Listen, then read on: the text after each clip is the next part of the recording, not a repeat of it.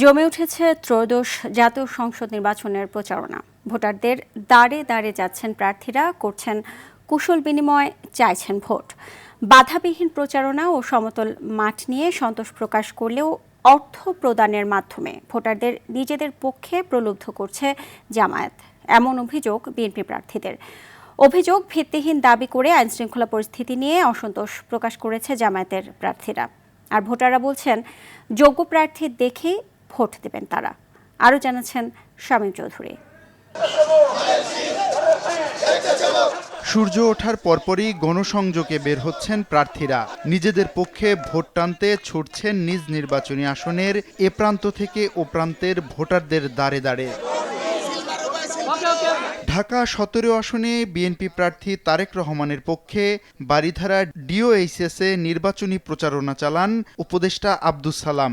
দেশের অসমাপ্ত কাজগুলোকে কাজ করা, এটার জন্য এই নির্বাচন। ঢাকার উত্তর কিংবা দক্ষিণ বসে নেই বিএনপির অন্যান্য প্রার্থীরাও। সকাল থেকেই কর্মী সমর্থক নিয়ে নিজেদের পক্ষে প্রচারণা চালান তারা। মাদক এবং সন্ত্রাসীদের আখড়া হিসেবে পরিচিত। আমি জিরো টলারেন্স নীতিতে তাদেরকে নির্মূল করব। জয়ের বিষয়ে আশাবাদ ব্যক্ত করে বলেন, বিকাশের মাধ্যমে জামায়াত ভোটারদের টাকা প্রদান করলেও জনগণ তাদের প্রত্যাখ্যান করবে। জামায়াতের কেউ কিংবা অন্য কেউ যদি কারো বাসায় গিয়ে এনআইডি নাম্বার কিংবা তাদের কাছে বিকাশের নাম্বার চায়, তাকে ধরে রেখে আইন শৃঙ্খলা বাহিনীর হাতে তুলে দেওয়া হয়। জনগণের উপরে যাদের আস্থা আছে তাদের তো জনগণের কাছ থেকে আইডেন্টি কার্ড নিয়ে নেওয়ার দরকার নেই, ভোটার আইডি কার্ড নেওয়ার দরকার নেই, তাদের কোনো প্রতিশ্রুতি দেওয়ার দরকার নেই, তাদের তো কোনো অনিয়মে তোয়াক্কা করার দরকার নাই। জয়ের বিষয়ে আশাবাদ ব্যক্ত করেন জামায়াতের প্রার্থীরাও। তাদের প্রতি বিএনপির আনা অভিযোগ প্রত্যাখ্যান করে আইন শৃঙ্খলা নিয়ন্ত্রণে সরকারকে আরও কঠোর হওয়ার দাবি জানান প্রার্থীরা। এখানে বল প্রয়োগের একটি বিষয় সামনে আসতেছে, কাজে এখানে প্রশাসনকে অ্যালার্ট হইতে হবে, ইলেকশন কমিশনারকে অ্যালার্ট হইতে হবে। এই নির্বাচনের মাধ্যমে দেশ থেকে ইনশাআল্লাহ চাঁদাবাজ উৎখাত হবে, এই নির্বাচনের মাধ্যমে দুর্নীতিবাজ উৎখাত হবে।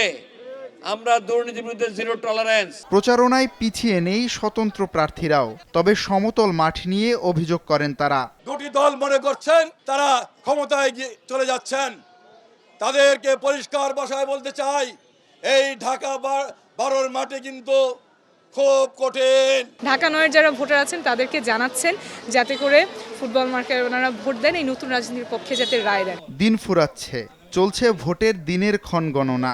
জয়ের বিষয়ে আশাবাদী সব দলের প্রার্থীরাই, তবে প্রতীক দেখে নয়, এলাকার উন্নয়নে যোগ্য প্রার্থী দেখে ভোট দেবেন, এমনটাই বলছেন ভোটাররা। আমি যাকে মনে করব যে আমাদের সবার জন্য উপকার আসবে তাকে আমি ভোট দেব। শামীম চৌধুরী, RTV, ঢাকা।